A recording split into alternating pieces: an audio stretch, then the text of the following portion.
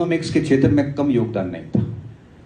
उन्होंने provincial finance in British India, national dividend and historical and analytical approach, इन्होंने बहुत सारे इकोनॉमिक्स पे काम किए थे। और इकोनॉमिक्स का क्षेत्र आज भी बाबा साहेब का ऋणी है। 3 वर्ष की छात्रवृत्ति के बाद जब 10 वर्ष के कॉन्ट्रैक्ट पर जब बाबा साहेब वापस इंडिया आते हैं, अपनी आत्मकथा वेटिंग फॉर वीजा में लिखते हैं कि उनके साथ किस स्तर का भेदभाव हुआ। उनको पारसी धर्मशाला में रहना पड़ा, वहां पर भी उनके साथ भेदभाव हुआ। उसके बाद उन्होंने तय कर लिया कि सामाजिक समानता स्थापित करना, उन बेड़ियों को तोड़ना बहुत आवश्यक है।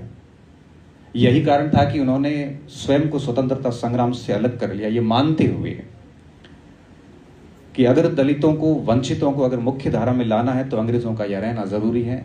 सवर्ण उनको इस स्तर पर लाने में बहुत बाधा खड़े करेंगे।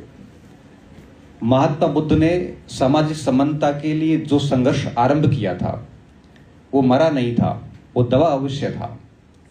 उसको पुनर्जीवित करने और गति देने का काम बाबा साहेब ने किया था।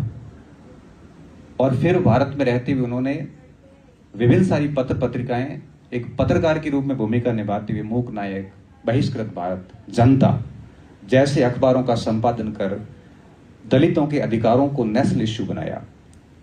यही नहीं, साउथ बोरो समिति में रहते हुए मॉन्टेस्क्यू चेम्सफोर्ड सुधारों में दलितों को स्थान देने के भरसक प्रयास किए।